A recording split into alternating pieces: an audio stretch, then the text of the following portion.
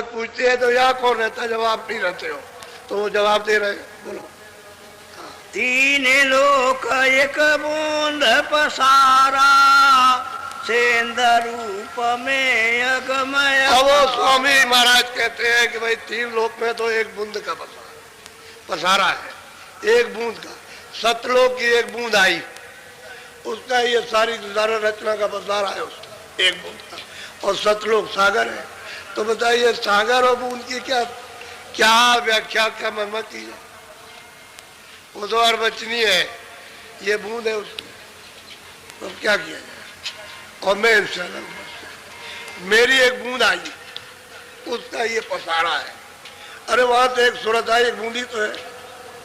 वहां तो सागर में खचाखच सूरतें भरी हुई हैं, उसमें से एक यहाँ बहती, तो बूंद का ये पसारा। और इतनी ऊंची मंजिल पर झंझरी द्वीप पे सैतल कमल में बैठे हैं, इतनी ऊंची मंजिल पर नीचे नहीं आ सकते, यहाँ नहीं आ सकते, वही रहेंगे अपनी मंजिल पर। जगह नहीं छोड़ सकते कि ऊपर चले जा नीचे चले जा, वो जगह नहीं छूटेगी, वही के वही रहेंगे। तो कहते हैं मेरी एक बूंद, उसका ये सब पसारा तीनों लोगों का है, इन तीनों का मेरा, उनका है पसारा मेरा, मैं इनसे अलग रहता हूँ। बोलो। मैं न पताल स्वर्ग नहीं मिलता, ब्रह्मा विष्णु महेश। अब वो कहते हैं कि भाई न मैं पाताल में हूँ, न मैं लोक में, न ब्रह्मा के यहाँ, न मैं विष्णु लोक में, न शिव लोक में, न राम लोक में, न मैं कृष्ण लोक में, न माया के लोक में, न शक्ति के लोक में, और न प्रकृति के लोक में मैं कहीं आ नहीं, मैं तो इनसे सबसे परे। ये तो मेरी एक बूंद का पसारा है, मैं कह दी। आप बिल्कुल साफ उत्तर दे दिया और सब विधि से उसको समझाया। तो बात ये तो सूरत वो है जो वहां पहुंच करके प्रश्न कर रही है आपके लिए। नहीं ऐसा प्रश्न कौन कर सकता है, किसको मालूम है ऐसा?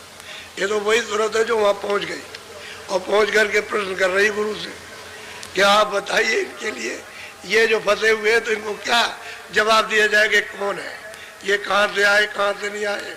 तो उत्तर दे रहे तो सबके लिए, आपके लिए, वो सबके लिए, आने वालों के लिए, जो आगे आएंगे उन सब के लिए, कि एक बूंद का ये पसारा है।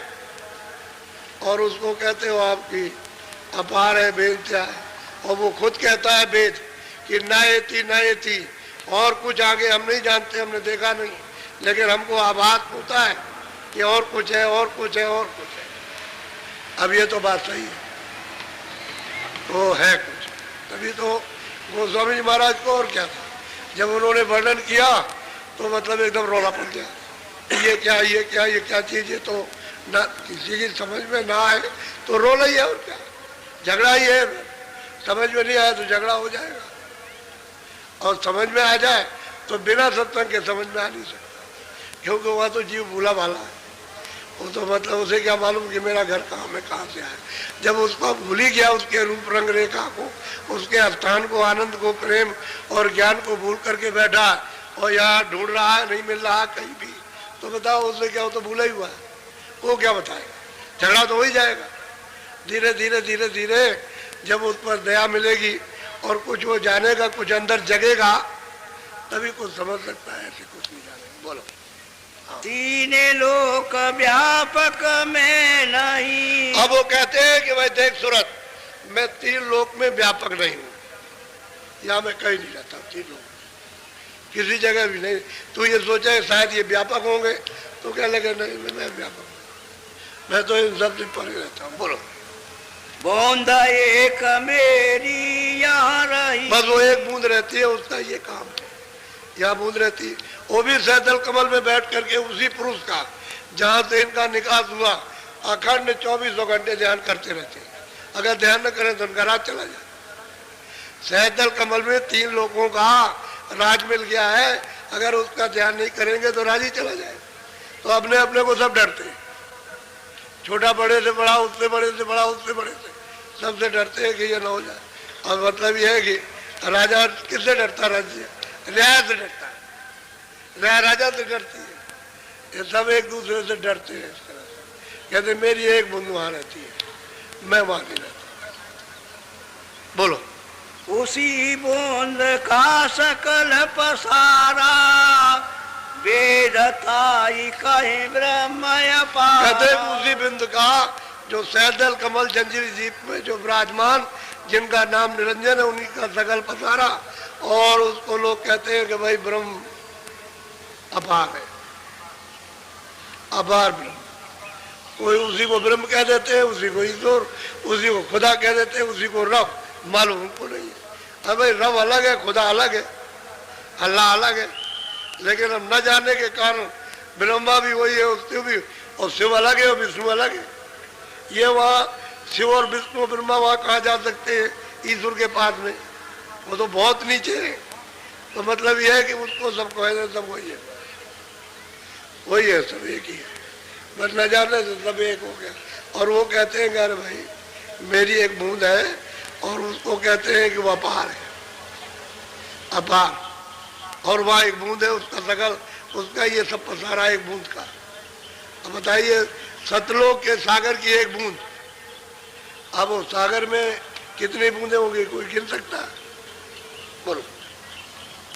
इसके आगे भेद न पाया, सत्य गुरु बिन उन दुखा। अब वो कहते हैं कि कोई भी हो, इसके आगे का जो भेद है वो उनको मिला नहीं।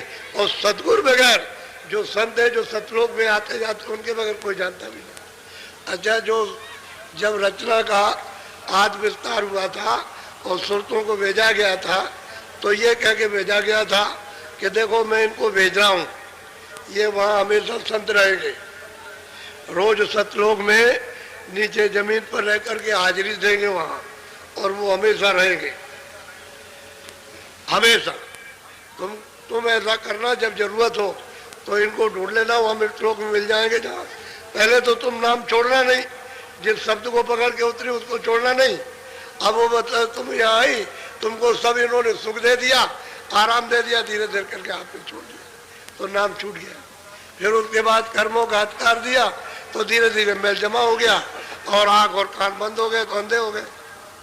अब यहाँ जो संत भेजे गए, वो तो रोज बराबर, जो गुप्त संत बराबर वहाँ हाजिरी देते हैं सच्चे दरबार में, सतलोक सतपुरुष के यहाँ, लेकिन आप उनको जान नहीं सकते। और एक जाएगा दूसरा तुरंत रहेगा, एक जाएगा दूसरा, दूसरा जाएगा तीसरा, वो गुप्त संत हमेशा रहेंगे।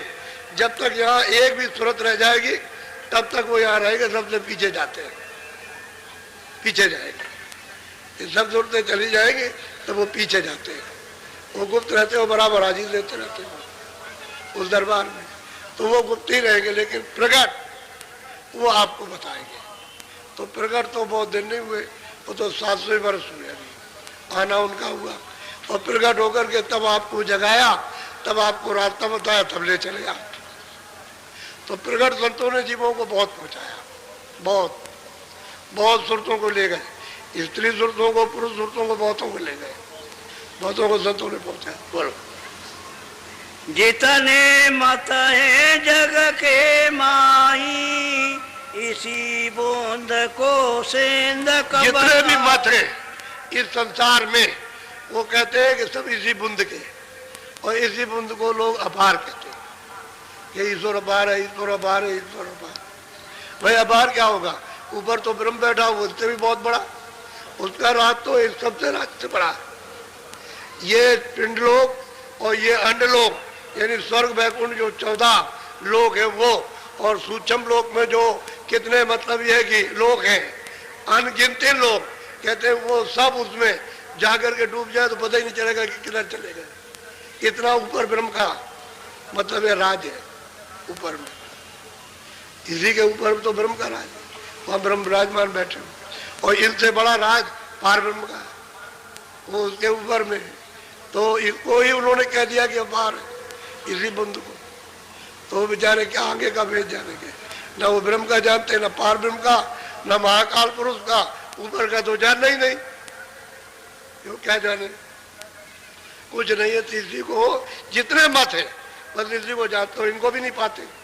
अगर इनको भी पा जाए तो मतलब अच्छा भी है, लेकिन वो सिर्फ पढ़ते लिखते हैं बस, और कुछ नहीं, ज्यादा ज्यादा न कुछ। आँख तो खुली नहीं, आँख बंदी है। पढ़ना लिखना तो चतुरता है, ये तो बात फैल, ये पढ़ना लिखना तो ऐसा पढ़ लिख लिया, अनुमान लगाते ऐसा होगा वैसा होगा। अनुमान का काम क्या, जब उसका साक्षात्कार होता है। क्या अनुमान का काम? साक्षात्कार होता है। और बोलता है भाई वो तो चेतन है, आप जड़ हो, लेकिन सूरत अगर चेतन जाग जाए तो उससे बातचीत करती है। भाई गोस्वामी जी महाराज जब गए उस तरफ को तो मोह विलोक राम मुस्काई, तो बात तो की थी, कोई चुप थोड़ी बैठा हुआ, न ये चुप बैठे हुए बातचीत की, तो हंस करके बस मुंह खोल दिया, तो उसको रास्ता है उधर चले।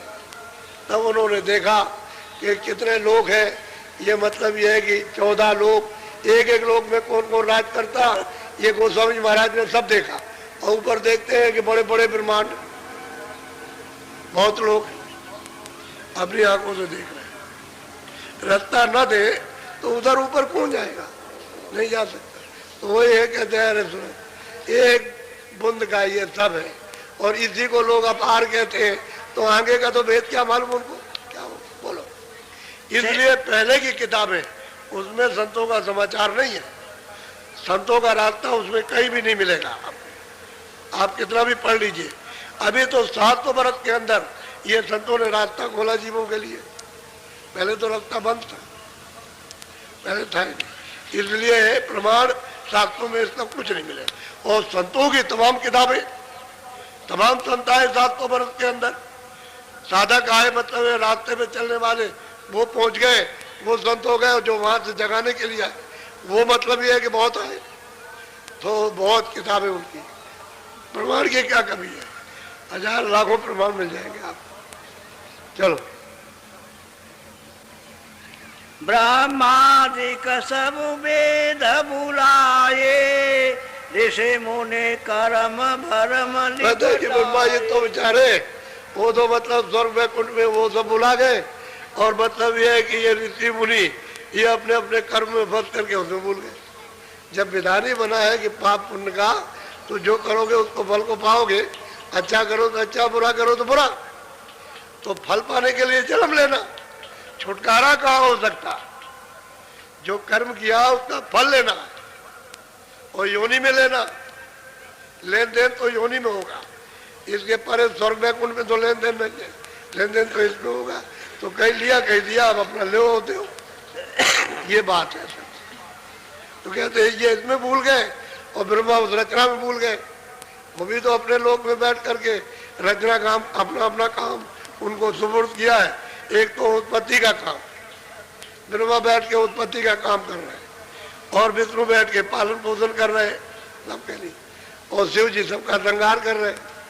ये तीनों अलग अलग काम सबका है, अपना अपना काम स्वर्ग वैकुंठ में बैठ के करते रहते हैं। ये उनका काम हो गया, ये इसमें भूल गए। तभी तो आद्या महाशक्ति ने बुला दिया, ये वही इनकी माँ है। उसने मतलब पूछा कि तुमने जब समाधि लगाई थी तो तुमने, यानी मतलब यह है कि पिता का दर्शन किया, ब्रह्मा से पूछा, तो उन्होंने कह दिया हाँ किया। तो अंतर्यामी थी वहां के लिए। तो उसने कहा कि तुम झूठ बोल गए, बड़े लवार हो ब्रह्मा, बड़े झूठे हो, चलिए आओ ठग हो, तुमने दर्शन पिता का नहीं किया, और कह दिया तुमने दर्शन किया, जाओ हम तुमको श्राप देते हैं कि मृतलोक में तुम्हारी कोई पूजा नहीं करेगा, इसलिए उनकी पूजा नहीं होती है। और विष्णु से और शिव से पूछा कि तुमने पिता का दर्शन किया इनकी आद्या महामाता में, तो उन्होंने कहा हमने नहीं किया था, तो उनको आशीर्वाद दे दिया कि जाओ जगत में तुम्हारे लोग पूजा करें। भाई ये इतनी बात है, काम तीनों का एक ही है, एक उत्पत्ति का, एक प्रलय का, एक पालन, यानी काम तीनों कर रहे हैं बराबर बैठ के। एक को शराब मिल गया झूठ बोलने पर, और उन्होंने कहा हमको नहीं हो, तो उसको आशीर्वाद दे दिया, बात ये बात। और ये अलग है, ये ईश्वर के पास जा ही नहीं सकते। अगर उनके पास ये पहुंच जाए तीनों, तो सब उसी वक्त एक क्षण में काम छोड़ देंगे, ना वो पालन का करेगा, ना उत्पत्ति का, और ना प्रलय का करेगा, सब छोड़ देंगे। इसलिए उनका दर्शन नहीं हो पाता। तो जब वो इनको भी पूरा बूंद का भेद नहीं मिला, इन्होंने भी नीचे का मतलब एक झलक पाई, उसी को समझने लगे कि हमने देख लिया। वो बात ये, पर्दे पर कोई झलक आई तो उसको देखा, जैसे सीधा है तो ऐसे कीजिए, तो सीधा तो उधर में ऐसे टेढ़ा कर दीजिए तो उसकी चमक उस पर सूरज की गिरेगी मकान के अंदर। अब उसमें सूरज दिखाई देता चमकता हुआ, तो आप कहोगे नहीं ये सूरज है। सूरज वो नहीं, वो तो प्रतिबिंब है। सूरज तो ये सब प्रतिबिंब जो दिखाई देता प्रतिबिंब है ये असली सूरज, असली चांद, असली तारे इसमें कोई नहीं है, ये प्रतिबिंब है, बिंब। तो कहते हैं कि भाई कुतुब औलिया और पीर पैगंबर इनको भी पूरा भेद नहीं मिला, पूरा दर्शन नहीं हुआ उनका। वही बात यह है कि पर्दे पर हो गया और इन्होंने समझ लिया कि दर्शन हो गया। चलो सुनो सुरति तुम अपना भेद, तुम हम में थी सदा। अब वो कहते हैं सूरत तू अपना भेद तो सुन ले मुझसे, यानी पहले जब तू थी तो हम में अभेद थी, मुझ में लय थी, मुझ में तुझ में कोई अंतर नहीं था। वो सब ये महाराज कहते हैं कि वो जो अनामी जो पिया है प्यू, जब वहां पहुंच गए वो दर्शन हुआ तो वो कहते हैं कि प्यू हम एक, यानी हम और पिया एक कहते कोई जरा भी फर्क नहीं। अब वो कहते हैं कि नहीं तुम जब थी तो हमें अभेद थी, कोई भेदभाव नहीं था, मेरा रूप और तुम्हारा एक ही था, उसमें कोई अभेद थी और हमारे पास थी, हमें थी। बोलो काल करी हम सेवा भारी, सेवा बस होए कुछ न विचार। अब वो कहते हैं महापुरुष सूरत को समझा रहे हैं कि भाई असली बात तो ये है कि काल ने सेवा की, यानी सैदल कमल में बैठ करके, ब्रह्मस्थान में बैठ करके, पार्वती में, इन सब ने सेवा की, यानी खूब अच्छी तरह से अखंड ध्यान किया और इतने युगों तक किया है कि यहाँ कलम और किताबें और समुद्र की स्याही सब खत्म हो जाएगी। इतने दिनों तक इन्होंने तपस्या उस पुरुष की है, अनामी पुरुष की, तब जाकर के वो प्रसन्न हुए। एक दो दिन का काम नहीं था, तब प्रसन्न हो गए। तब उन्होंने कहा कि तुम क्या चाहते हो? कह रहे हमको एक छोटा सा राज दे। तो कहा अच्छा ठीक है हमने दिया तुमको, तो राज बगैर सुरतों के बैठ नहीं सकता, रचना ही नहीं हो सकती है भाई। वो तो सुरतें आएंगी तभी तो रचना होगी। तो इनको सुरतों का नीचे का सतलोक के नीचे उसका एक छोटा सा एक भंडार दे दिया, सबको दिया, सब लोगों में सबको 16 पुत्रों को सबको दे दिया, अलग अलग तस्वीर कर दी। तो वो कहते हैं भाई काल हमारी सेवा की और जब सेवा की हमको प्रसन्न कर लिया, वैसे तो सब कुछ जानते थे, तो मैं सेवा के बस हो करके और मैंने तुझको दान में दे दिया, ये सूरज को तुझको ये दान में दे दिया और ये दान ले लिया, सुरतों का भंडार ले लिया। बोलो तुमको मांगा हमसे उसने, सौंप दिया तुम्हें सेवा। तो कहते हैं कि भाई तुमको उसने हमसे मांगा कि हमको दे दीजिए तो हम रचना करेंगे, और हमने फिर तुमको उसको सौंप दिया। क्या जाओ तुम वहां चली जाओ, जाओ। तो मालिक का हुक्म था, तो सुरते मतलब यह है कि क्या कर सकते, हुक्म हो गया तो उनको दिया, तो बेबस होकर के फिर चली आए, उसको दे दिया। अब वो ले आए तो उन्होंने, अब ऐसे तो मतलब ये घेर नहीं सकते, मसाला मिला करके तब तो इसमें बैठाएंगे, मसाला नहीं अगर तैयार करेंगे किसमें बैठा देंगे। तो इन्होंने फिर रचना की। तो इन्होंने पहले सूक्ष्म लोग, यानी कारण लोग तो था ही, वो तो मतलब है ऊपर में है, तो सूक्ष्म लोग उसमें बताया। तो शब्द स्पर्श रूप रसगंध और मन और बुद्धि और चित्त अहंकार, ये 9 तत्वों का उन्होंने एक शरीर, एक खोल तैयार किया और उसमें सूरत को बंद कर दिया। फिर नीचे उतारा तो 17 तत्व, 10 इंद्रिया, चतुसंताकरण, मन बुद्धि चित्त और अहंकार और रजोगुण तमोगुण सतोगुण, 17 तत्वों का लिंग शरीर उन्होंने तैयार कर और सूरत को उसमें ला करके वही सूक्ष्म वाले जो सूक्ष्म था उसमें अंदर बैठा दिया। फिर जब नीचे उतारा तो इन्होंने 5 तत्वों का खोल बनाया, जल पृथ्वी अग्नि वायु आकाश, तो उसमें उस पूरे को इसमें फिट कर दिया, यानी अलग नहीं है वो सूक्ष्म शरीर लिंग शरीर में और सूक्ष्म लिंग स्थूल में इसमें आ गया, इसी के अंदर है।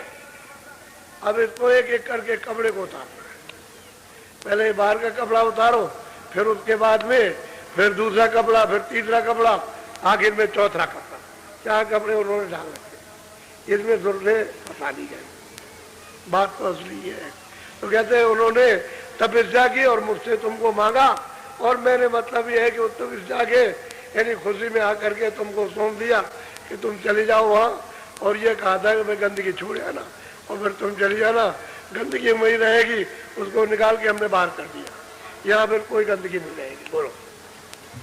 काल लाई तन मन को घेरा, दुख सुख पाया तुम बहु तेरा। अब वो कहते हैं महापुरुष के सूरत जब मांग करके तुमको ले आया यहाँ आकर के, तो यहाँ नीचे मृतलोक में उतारा, तो उसने मतलब ये है कि ये मसाले का ये पिंड बना करके और इसमें बंद कर दिया, ये तन और इंद्रियों इसमें बंद कर दिया, और तुमको फिर अपना उसने कानून सुना दिया, इसमें बंधा दिया और घेर के रखा कि हमारा ये कानून डुकी पीट दी कि जो भी पाप पुण्य करेगा अपनी इच्छा से मर्जी से, हमारी तरफ से कोई हुक्म नहीं है, हमने तो बना दिया ये पाप ये पुण्य जो करेगा अपना अपना भोगेगा। तो ले करके उसने यहाँ दोनों आंखों के पीछे दरवाजे में बैठा दिया। अब पाप पुण्य जो कुछ भी करोगे ये सब गंदगी इसके ऊपर जमा होगी, ये सूरत बैठी इसके ऊपर जमा होगी यहाँ, और यही से लदना शुरू हो जाएगा, और इतनी लदेगी इतनी लगेगी इस चतुर संताकरण में, ये उसका हृदय दिल है, वह इतना लग जाएगा कि सूरत दब जाएगी। आँख बंद हो गई, कान बंद हो गए, पहले तो खुली थी आँख, कान भी खुले थे, आँख भी खुली थी, पहले बंद नहीं थी। जब कर्मों का नियम नहीं बना था, अधिकार नहीं दिया था, तो आँख भी खुली थी, कान भी खुले थे, और रोज देखते थे, रोज जाते थे, और कितनी सूरतें वापस लौट गई थी। लेकिन बीच में जो झगड़ा लगा दिया, अब यही से रुकावट हो गई। क्या तलाशी दो तुमने क्या किया, कितना तुम्हारे पास पाप है और कितना पुण्य है, तो इधर से निकाल के ले गए, वहाँ तलाशी नहीं, तो आपके पास पाप भी निकलेगा पुण्य भी। तो उन्होंने कहा चलो जेल खाने में, बस फिर ले गया जेल खाने में, फिर बंद करेगा जाकर। वो तो उधर देखने ले जाने वाले तो प्रकाश में बैठे, तुम ही अकेले अंधेरे में हो, वो जो ले जाएंगे ले आएंगे अंधेरे होने, वो तो रोशनी में बैठे हुए, लेकिन तुम समझते हो जो हम कर रहे हैं वो नहीं देख रहे। दुख में देखा हमको जब ही दया उठी हम आए तब। कहते जब हमने तुमको जब यहाँ मृतलोक में जब दुखी देख, क्योंकि गुप्त संतों ने जब पूरा संदेशा दिया कि वह जीव रो रहे तड़प रहे और इस तरह से चिल्ला रहे, कोई नहीं सुनता, काटे जा रहे, ये है नरकों में जा रहे, तो कहते हैं कि फिर हम तुम्हारे प्रति दया गए, तो फिर हम फिर यहाँ आए तुमको ले जाने के लिए, तभी तो उपदेश किया कि दया आ गई। अब वो तो दया का सिंध है, इनके पास तो थोड़ी दया, अरे बूंद के पास तो थोड़ी दया हो, तो सिंध अपार है, उसमें दया का सागर ही है अपार। तो कहते हैं तुम्हारे प्रति दया हुई, तो अब आए हैं तुमको ले जाने के लिए, चलो हमारे साथ, हम चलो घर में पहुंचा देंगे। साफ साफ सब प्रश्न का उत्तर हो गया, सब दे दिया, कोई बकाया नहीं छोड़ा, सब दे दिया कि आप कहाँ रहते हैं, आप कैसे हमको भेजा, ये कैसे किया, वो कैसे किया, कौन ले आया, हमको क्यों बताया, यहाँ तन में क्यों डाला, सब बता दिया, सब प्रश्न का उत्तर। और शास्त्रों में कोई चीज नहीं मिलेगी, ये सिवाय शास्त्रों के बाद और किसी के बाद में लेने वाली नहीं कुछ भी। बोलो, अब मतलब ये कि हम आए तुमको जगाने के लिए, तो ले चलना चाहते हैं, ऐसे कैसे चलेंगे, हमें कोई रास्ता है कि नहीं है, अगर रास्ता रहेगा तो जाएंगे, और रास्ता नहीं रहेगा तो ऐसे किधर कैसे चले जाएंगे। तो वो बता रहे, सुनिए जरा सा, बोलो। आई किया हम शब्द उपदेशा, शब्द माही तुम करो। कहते हैं सूरज तू दोनों आंखों के पीछे स्तन में बैठी है, तो मैं आया हूं, मैंने शब्द का उपदेश किया कि आओ तुम सूरत को शब्द में प्रवेश करो, चलो ले चले। अब वो बताएंगे कि भाई शब्द यहाँ है, नाम यहाँ पर है, डोरी यहाँ पड़ी हुई है, वो सब बताएंगे कि यहाँ डोरी पड़ी है, इसको पकड़ो। ये कहेंगे कि हमने तो तेरे लिए सुलभ सीढ़ी बना रखी है, तू चढ़ चल, मैं ले चलूंगा, चढ़ती चल, चढ़ती चल, मैं ले चलूंगा, तो चल। तो चढ़ाएंगे नहीं तो कैसे कहेंगे? चढ़ाते ले चलते हैं सीढ़ी पर। तो कहते हैं हमने शब्द का उपदेश, नाम का उपदेश आकर के हमने किया कि और कुछ नहीं, सुलभ है, सीधा सहज है कलयुग में कि सूरत को नाम के साथ में प्रवेश करना, नाम से जोड़ दो, उसमें ले करो, चलो घर में चलो। हमने ये आकर के उपदेश किया। बोलो। अच्छा, सब संतों ने शब्द का उपदेश किया, यानी जितने भी संत आए किसी ने बगैर शब्द के कोई नहीं ले जा सकता। जो भी ले जाएगा उस शब्द से ले जाएगा, नाम से, आवाज से ले जाएगा। आवाज से उतर के सुनते आई और आवाज से वो वापस जाएगा। बोलो। शब्द शब्द पौड़ी हम रची, चारे चारे पहुंचो नगरी सच। कहते हैं कि भाई हमने यानी घर में पहुंचने के लिए हमने पौड़ी पौड़ी कहते सीढ़ी, नाना जी महाराज की किताब में खूब लिखा पौड़ी के बारे में, क्योंकि वो भी तो संत थे, वो भी तो आते जाते, उन्होंने भी जीवों को बहुत जगाया था। कहते हैं हमने पौड़ी रची, सीढ़ी बनाई है ऊपर चढ़ने की, गगन में आकाश में जाने के लिए। आकाश में ऐसे थोड़ी चढ़ जाओगे, वो तो सीढ़ी है, सीढ़ी चढ़ो तो नाम को पकड़ो, एक स्थान पर दूसरा नाम, तो दूसरे स्थान पर तीसरा नाम, तीसरी आवाज, तीसरा बाजा तो चौथे पर।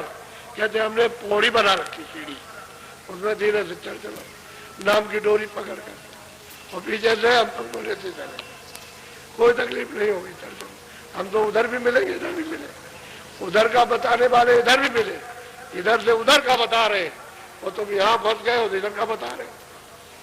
दोनों तरफ इधर भी मिलेगा, उधर भी मिलेगा, इधर भी देखो, उधर भी देखो। उधर दूसरा रूप है, वो जो पहले जो तुम में थी अरूप में, वो उधर रूप है, और ये तेरा रूप है, जिस तन में तू बसी है वही तन है। चलो ले चलेंगे बस। बोलो। बोलो। बोंद देश को छोड़ो अब ही, सेंध देश चले खेलो। वो कहते हैं कि अब मैं आया हूँ तो जल्दी करो सूरत, इस बुंद देश को तू जल्दी से छोड़ दे और जल्दी चल, मैं तुझे सिंध देश में ले चलूँ। वो सिंध आगा में अपार है, वहाँ चल। वो गोस्वामी महाराज कहते हैं जब हम चढ़ करके गए और जब सतलोक में पहुंचे तो एकदम जोश में क्षय हो गए, एकदम से लय हो गए, यानी सिंध ही का रूप हो गया, सिंध हो गए। गोस्वामी महाराज कहते हैं, वो अपनी वाणी में उन्होंने कहा कि मैं जब वहां पहुंचा तो उसमें लय हो गया। कितना अपार देश। बोलो। बोंद देश तिरलोकी जानो, रचन मोर कव यहाँ पर। ये बुंद देश त्रिलोकी है और मिलोनी की रचना है, यहाँ मिलोनी हुई है, उसकी रचना मसाले की। उसमें जरूरत हो चेतन को जड़ में बांध लिया, जड़ चेतन।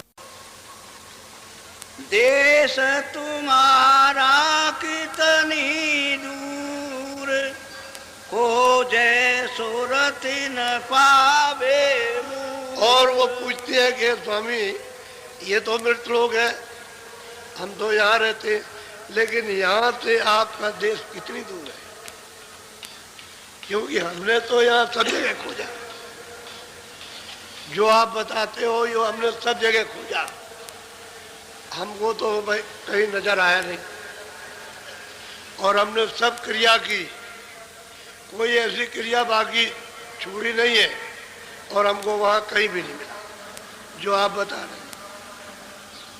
हमने बहुत खोजा, बहुत तलाश किया, तो ये है कि यहाँ से कितनी दूर मृत लोग से कितनी दूर है, और नाम क्या उस लोग का, उस देश का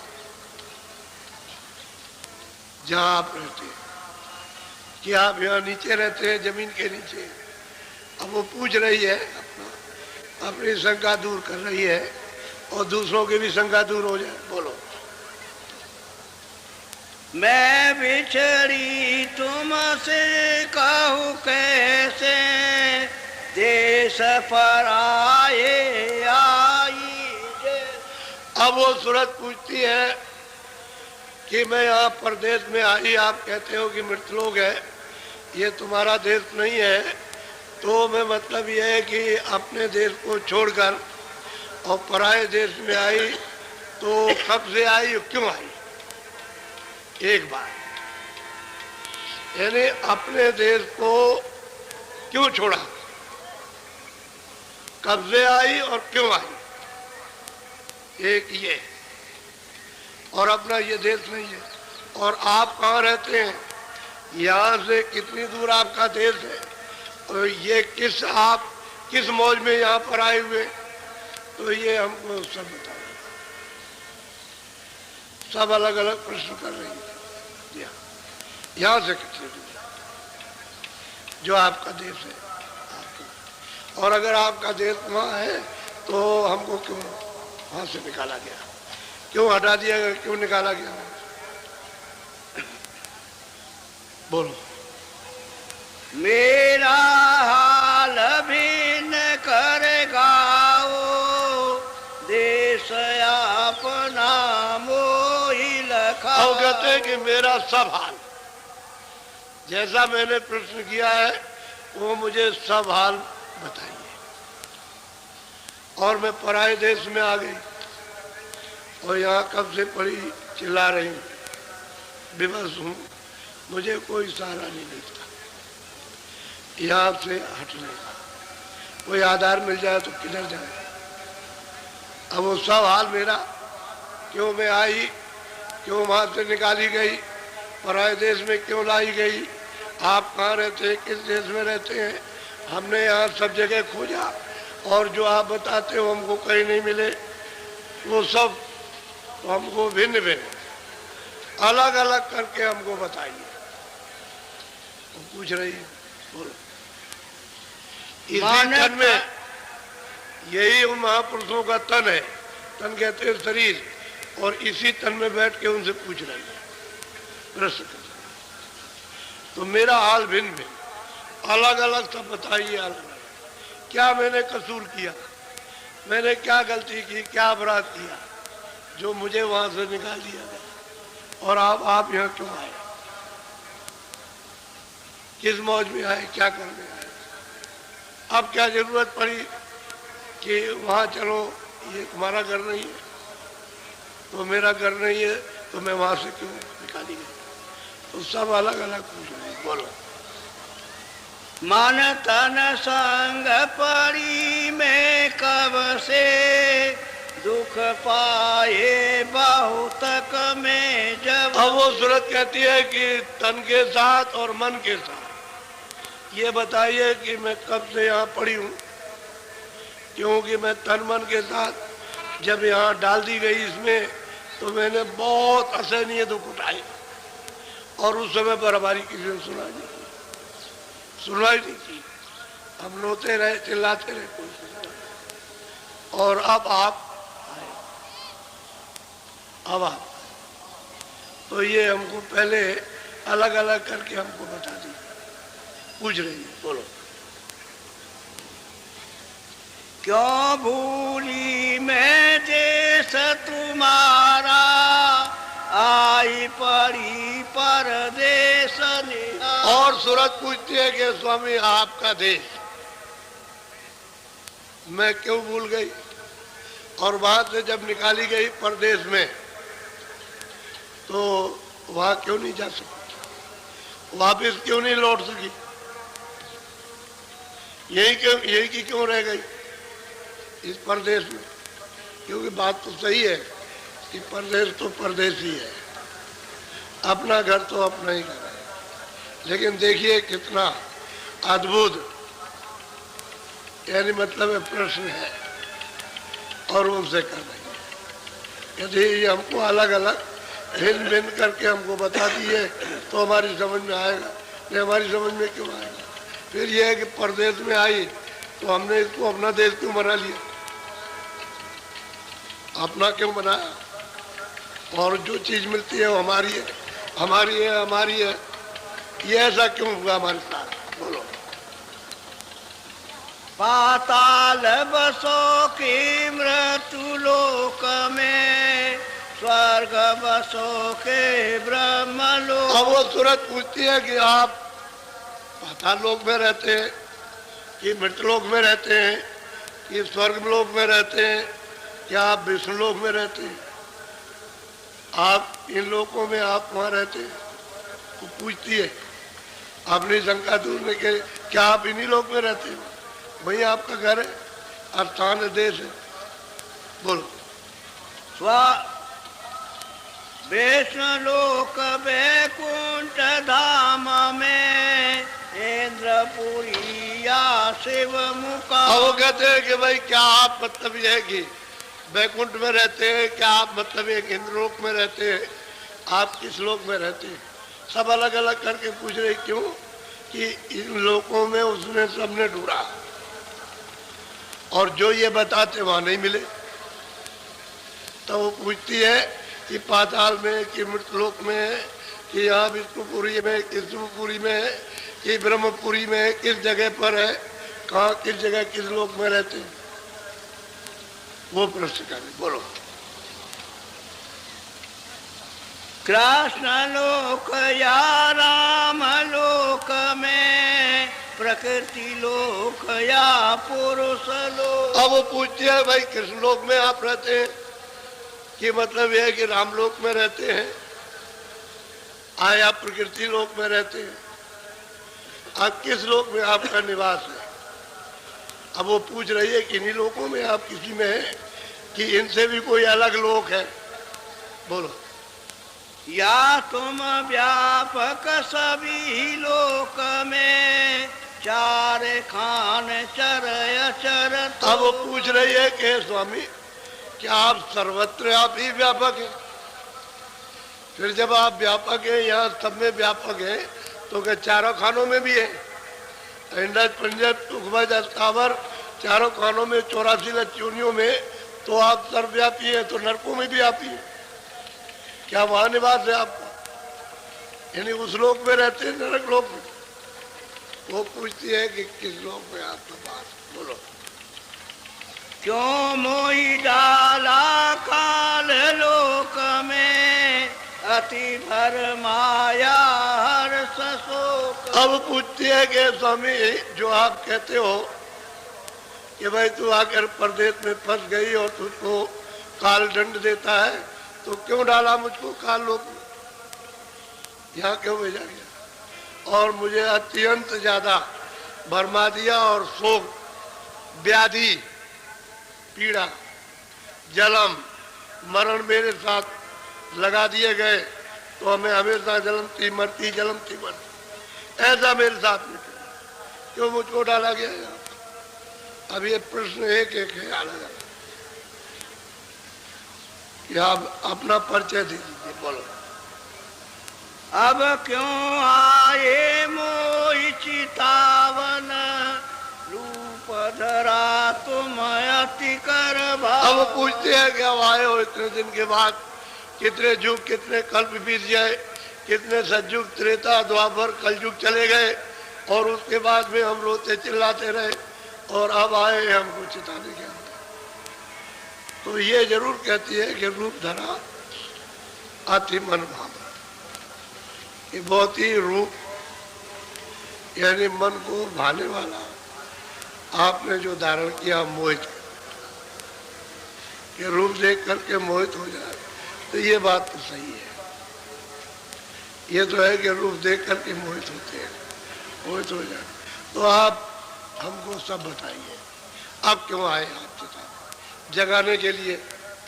ऐसी क्या जरूरत पड़ गई आप या अब यहाँ आए मृत्यु लोक में और अब जगा रहे हो, कहते हो वहाँ चलो? तो पहले तो ये पूछ रही है कि आप इन्हीं लोगों में है कि नहीं है, क्या आप सब जगह व्यापक हैं, तो फिर अब क्यों आए यहाँ पर? ये सब उसको जब बताया सत्संग में तभी तो वो प्रश्न करेगी। सत्संग में बैठ के जानकारी नहीं होगी तो वो प्रश्न क्या कर सकती? अनजान आदमी तो प्रश्न कर नहीं सकता। और ये वेदों के पढ़ने का, शास्त्रों के पढ़ने का विषय तो है नहीं, ये तो देखने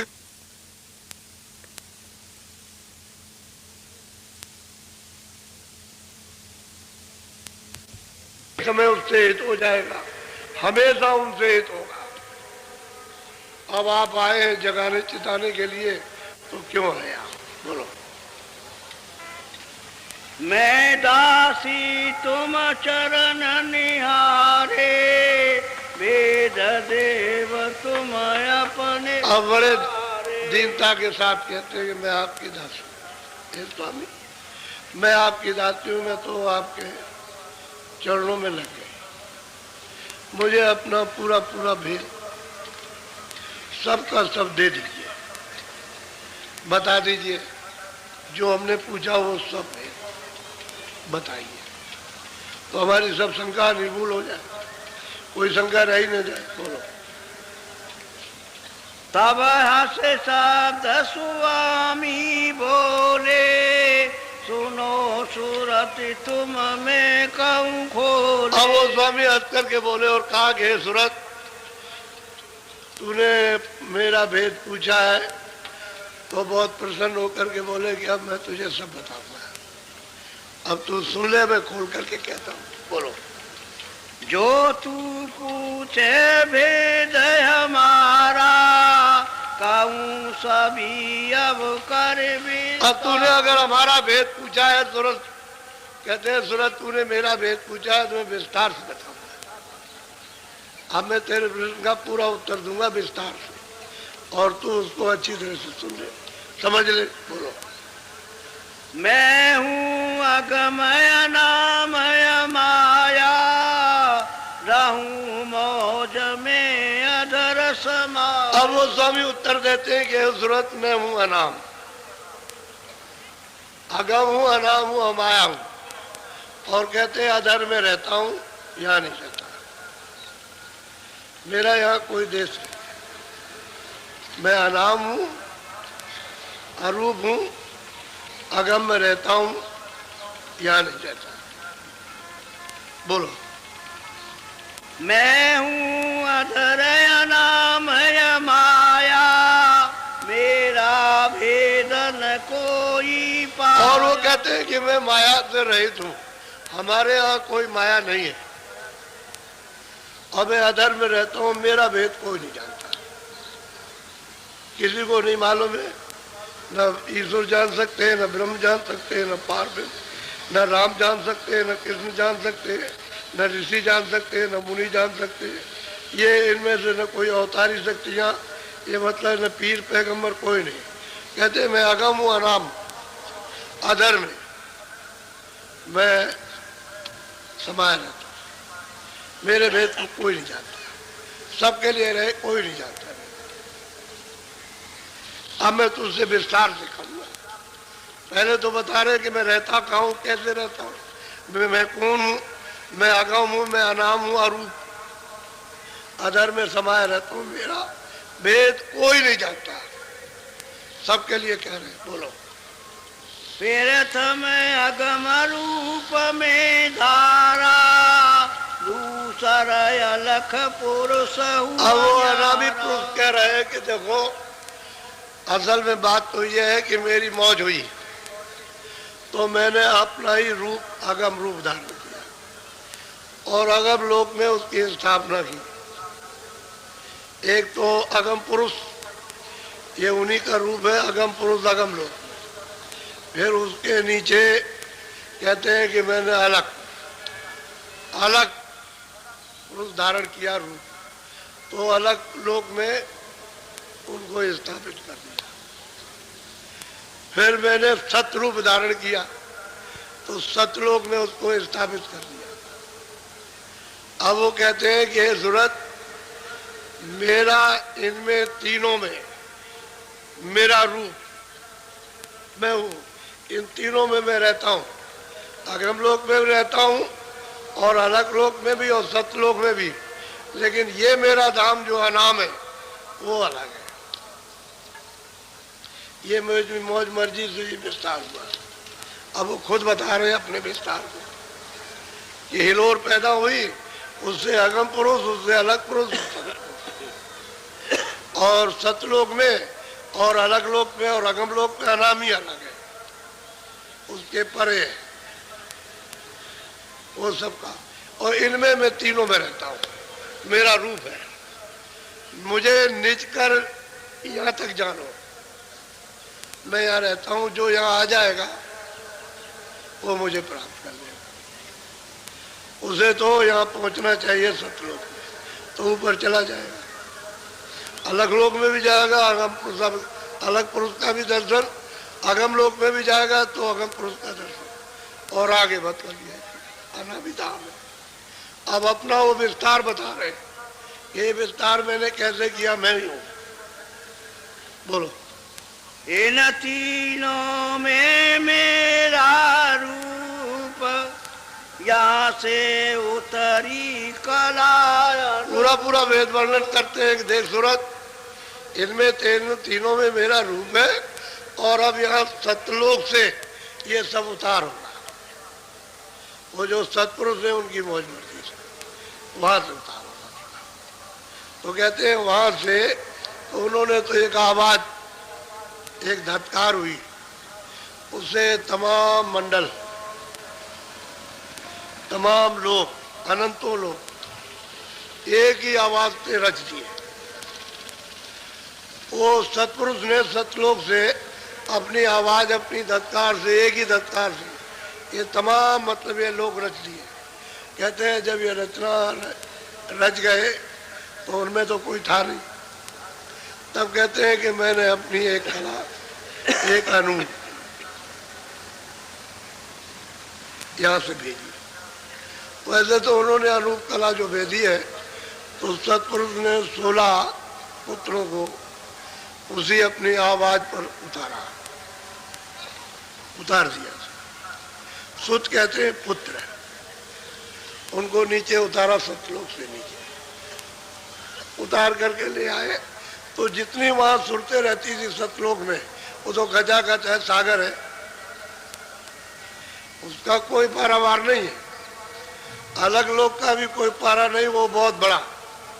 अगम लोक का भी कोई पारावार नहीं, और अनामी धाम तो फिर उसका तो कुछ कभी कुछ जान ही नहीं सकता, ये कितना लंबा, कितना बड़ा। तो कहते हैं कि ये सब रचना का विस्तार, ये सब सतलोक से होगा। लेकिन मैं तीनों में रहता हूं, और यहां तक मुझको जानो। वैसे तो मैं अनामी में रहता हूं, लेकिन यहां तक मुझको जानो, मैं यहाँ रहता हूं। जो यहाँ आ जाएगा वो मेरे पास आ जाएगा। वो सीधा सीधा वर्णन कर रहे, सूरत को बता रहे, इसमें कोई यहाँ से उतरी कला सतलोक से, सबसे नीचे स्थान से। बोलो। या तक निज कर मुझको जानो, पूरन रूप मुझे पाई। कहते हैं कि जो भी सतलोक में पहुंच जाएगा, कहते हैं मुझे पूरा यहाँ समझो। जो यहाँ आ जाएगा वो यहाँ, मुझे यहाँ तक पूरा समझो। मैं अधूरा नहीं हूँ, क्योंकि मैंने अपना ही रूप स्थापित किया है इन लोगों में। और मैं हूँ अनाम अमाया। वहाँ माया नहीं, माया तो सतलोक में भी नहीं है, अलग लोक में भी नहीं है, अगम में भी नहीं। अनामी धाम की तो बात ही नहीं। लेकिन जब वो पहले थे तो कहते हैं कि माया से मैं रहता हूँ, और मेरा कोई नाम आज भी नहीं है, और मेरा कोई रूप नहीं है, और आगे भी नहीं। और जो कि उसी रूप का जो वर्णन किया है वो तो सब इशारे हैं, चिन्ह वर्णन किए गए, वर्णन कोई नहीं कर सकता। सच्ची बात तो ये है, कोई भी वर्णन नहीं कर सकता। तो इनमें मेरा रूप, यहाँ तक मुझको निज कर जानो। बस निज समझ लो कि मैं यहाँ पहुँच गया, तो वहाँ सत्पुरुष ऊपर भेज देते।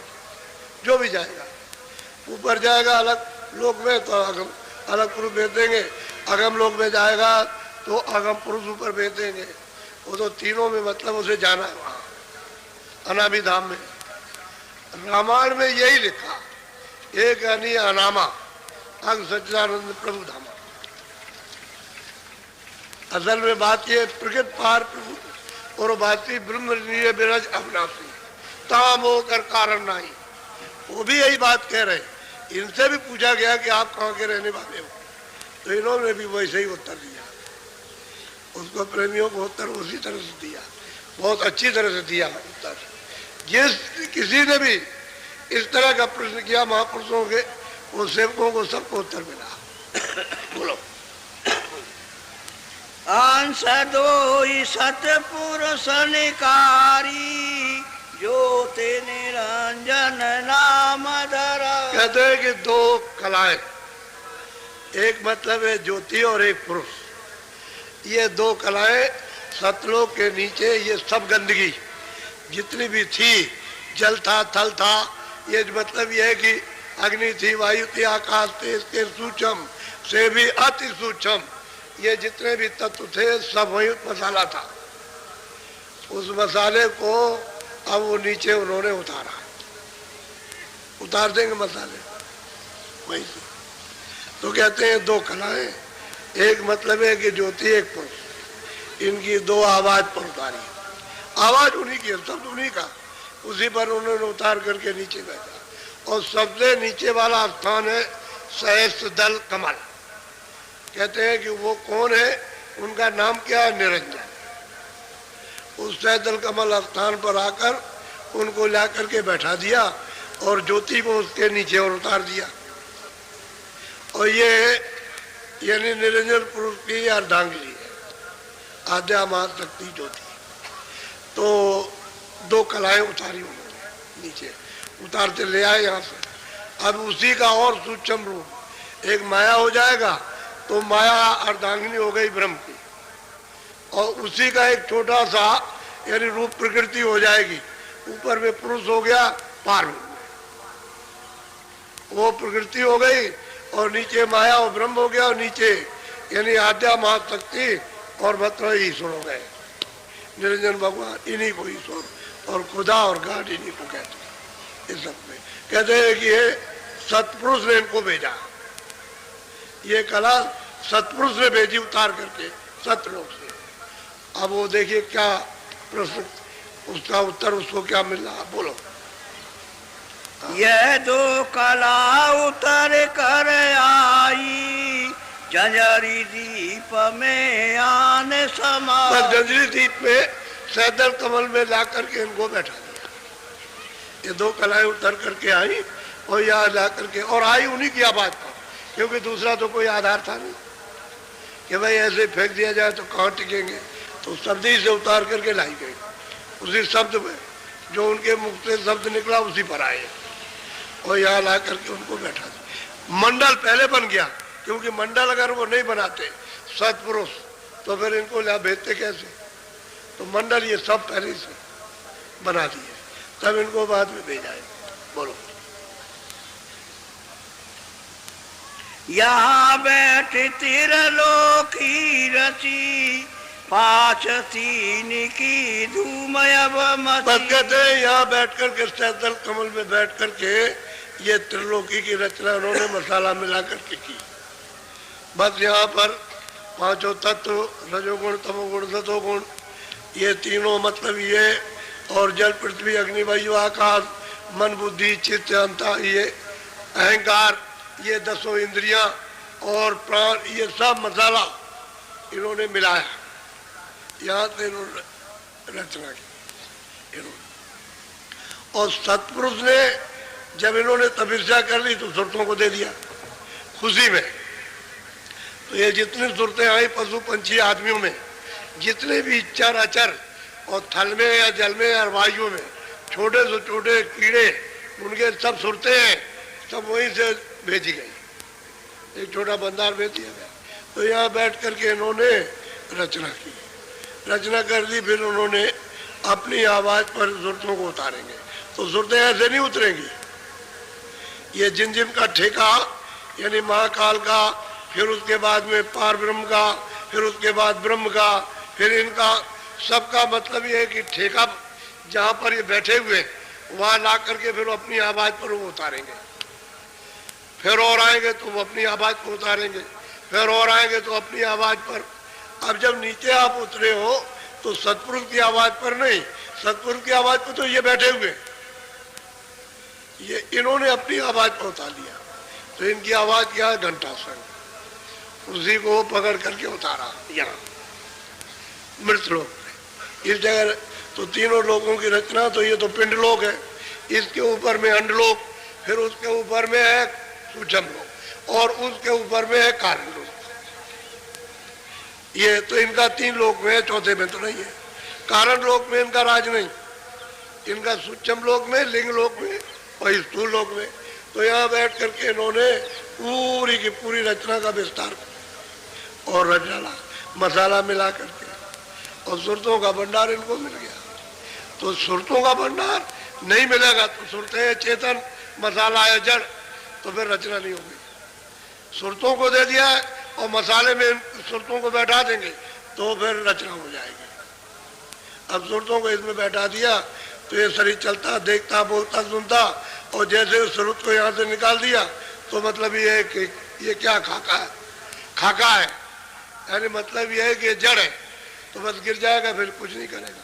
तो दूसरे में सूरत को बैठा दें, वो वहाँ वो चेतन मालूम होगा, उससे निकाल दिया, वो जड़ हो गया, उसमें निकाला, तो सूरत जड़ है, सूरत चेतन है, ये जड़ है, मसाला जड़ है, ये सब मसाला जल, पृथ्वी, अग्नि, वायु, आकाश, ये जड़ है। इसमें ला करके फिर उसको बंद कर दिया। असली बात ये रचना इन्होंने की है, मसाले की रचना इन्होंने की, और उन्होंने कुछ नहीं किया। तो कहते हैं इन्होंने ला करके यहाँ फिर रचना की, और फिर यहाँ आ करके फिर ये अपना विधान बनाएंगे, विधान बना करके जीवों को अधिकार देंगे, और यहीं से फंसा लेंगे। पहले तो कोई बात थी नहीं, बोलो। 3 लोक से मैं रहूं न्यारा, 4 5 6 में विस्तार। अब वो कहते हैं कि भाई मैं 3 लोक से तो परे हूँ, मैं 3 लोकों में रहता ही नहीं, न मैं मृत लोक में रहता हूँ, न अंडलोक में, और न सूक्ष्म लोक में, और न कारण लोक में, मैं तो इसके परे हूँ, मैं नहीं रहता। मैं तो उधर सतलोक में रहता हूँ, और फिर उसके बाद अलग लोक में, अगम लोक में, अनामी तो मेरा धाम ही है, मैं वहाँ रहता हूँ, मैं यहाँ नहीं रहता। तो कहते यहाँ कौन रहता, सूरत पूछते हैं तो यहाँ कौन रहता, जब आप नहीं रहते हो, तो वो जवाब दे रहे हैं, बोलो। 3 लोक एक बूंद पसारा, सेंध रूप में अगमय। अब वो स्वामी